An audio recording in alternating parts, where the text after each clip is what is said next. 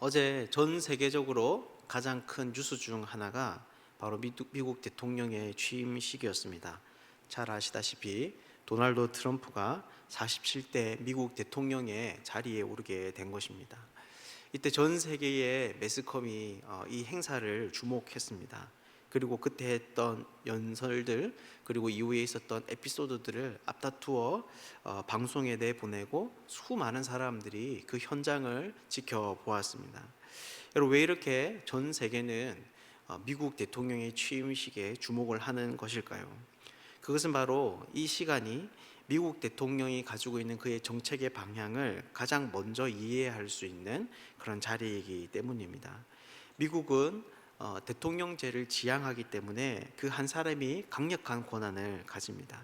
그렇기에 그의 정치와 경제 문화에 대한 이해는 전 세계를 움직이는 미국이 앞으로 나아가는 방향에 큰 줄기를 형성하는 것이죠.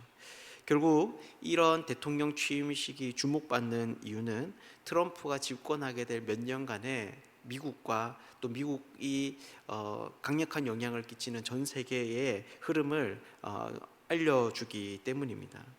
그런데 이런 시작의 중요성은 사실 우리들의 삶 가운데에서도 흔히 찾아볼 수 있는 일입니다.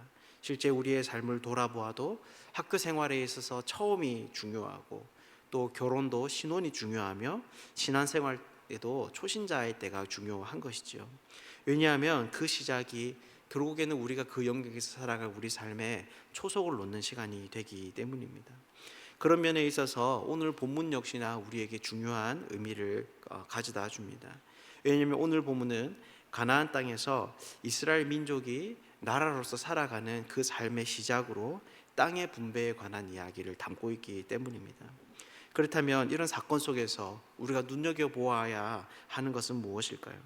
이런 땅 분배 사건이 앞으로 가나안 땅에서 살아가게 되는 이스라엘 백성에게 주는 교훈은 여러분 무엇일까요?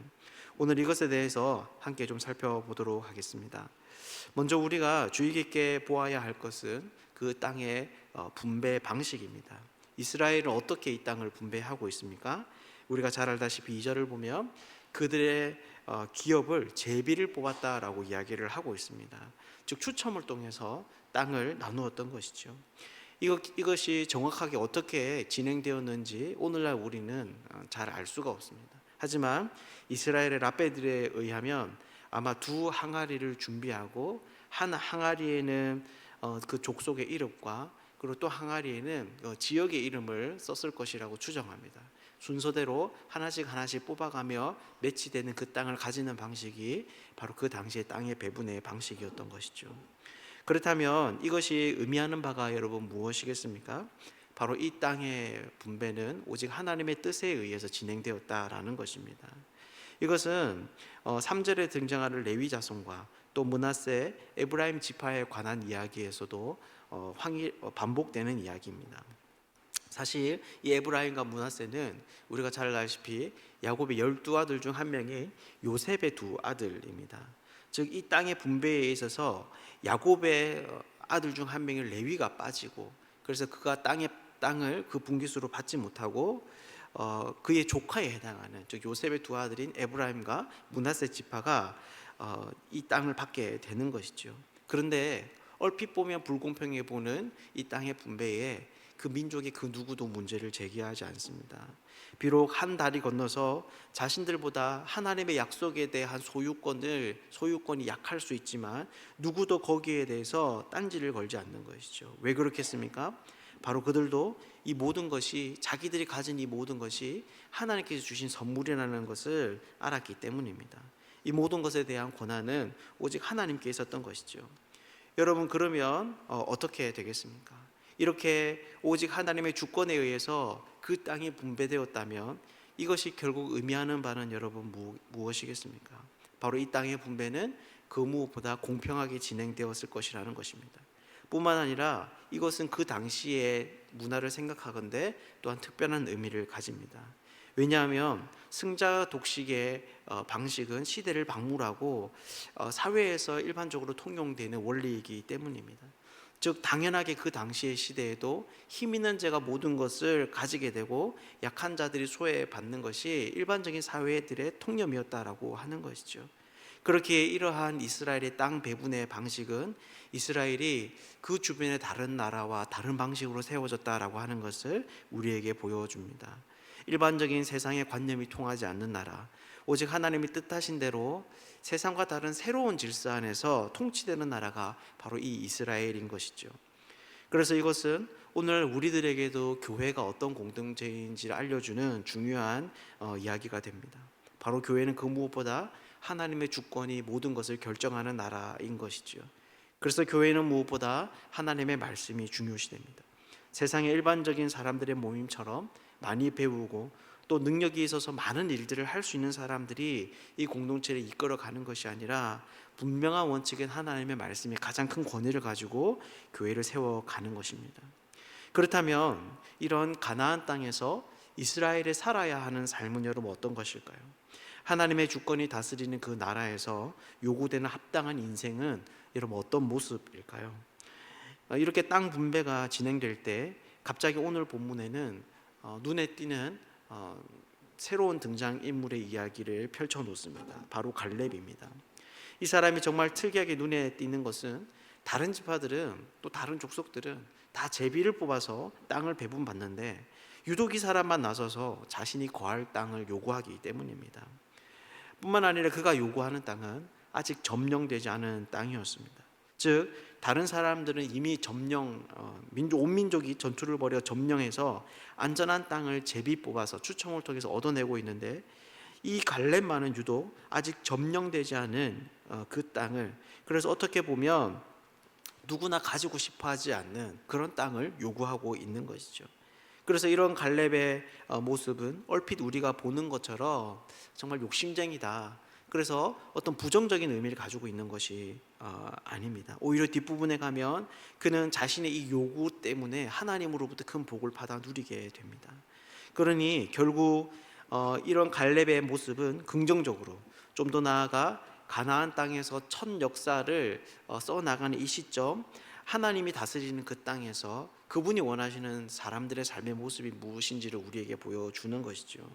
그렇다면 그에게서 우리가 교훈 삼을 수 있는 것은 여러분 어떤 것일까요? 이 갈렙은 우리가 잘 알다시피 모세가 애굽을 탈출한 후 가나안 땅을 곧바로 점령하기에 보내었던 12점탕꾼 중에 한 사람입니다. 그런데 그때 10사람이 부정적인 평가를 내립니다.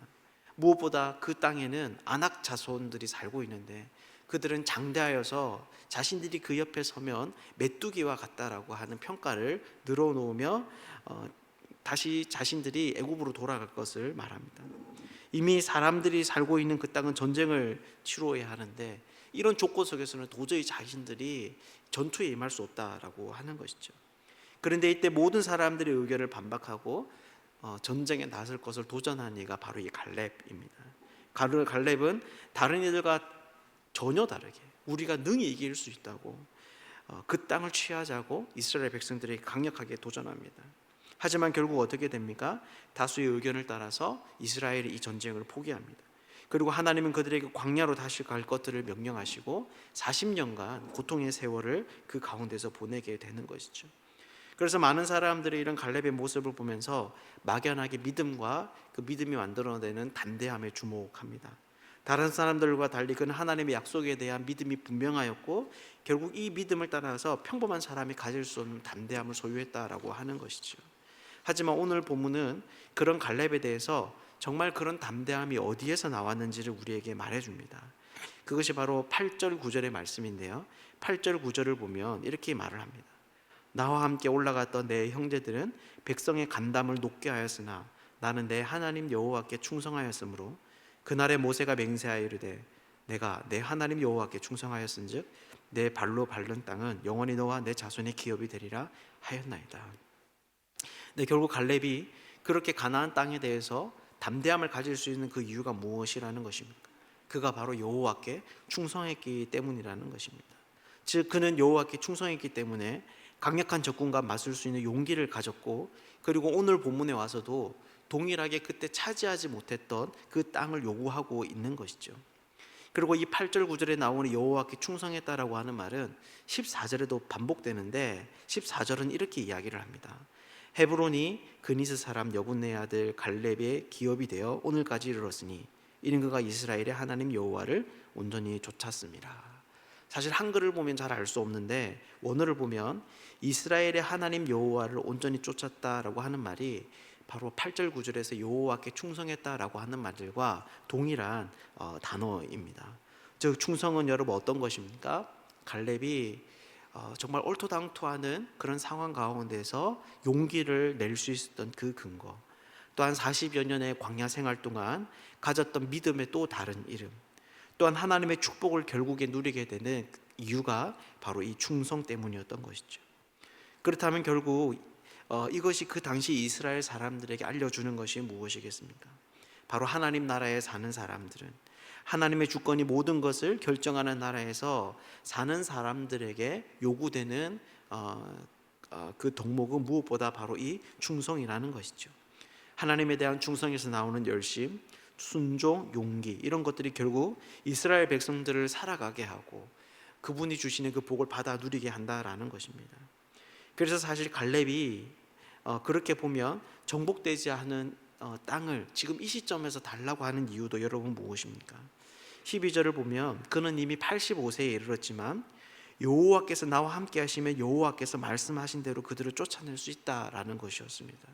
즉 45년 전에 가나안 땅의 정복의 그 실패는 자신들의 부족함 때문이었지 하나님 때문이 아니라는 것이죠. 그래서 갈렙이 지금 시점에 와서 이 많은 나이에 그 땅을 요구하는 것은, 이러한 무모함을 보이는 것은 땅에 떨어진 하나님의 그 영광을 다시 회복하고자 하는 그의 열심의 일환이었던 것입니다. 사랑하는 여러분, 이것은 오늘날 우리들도 마찬가지입니다. 하나님의 나라는 오직 하나님이 다스리는 나라입니다. 임하는 곳 그 나라의 유일한 왕은 하나님이시라는 것을 의미합니다. 그렇기에 그 나라의 백성들에게 하나님이 가장 요구하시는 것은 바로 충성인 것이죠. 자신의 영광에 대한 충성이 아니라 하나님에 대한 충성, 하나님의 뜻이 온 땅에 드러나고 그분의 통치가 이 세상을 다스리도록 헌신하는 것이 바로 그 나라의 백성들이 가져야 되는 삶의 태도다라는 것입니다. 오늘 하루도 하나님은 충성스러운 사람들에게 자신의 일을 맡기시고 또한 그들에게 복 주시는 이 사실을 우리가 깊이 생각할 수 있으면 좋겠습니다. 그래서 우리에게 주어진 삶의 터전 가운데서 충성스러운 하나님의 백성들로 오늘 하루도 우리에게 주어진 그 삶을 잘 감당하기를 원합니다. 이 자리에 있는 우리 모두가 이 갈렙과 같이 하나님의 통치를 드러내는 사람들, 그것을 위해서 자신의 삶을 드릴 수 있는 충성된 사람들 되시기를 주님의 이름으로 축복합니다.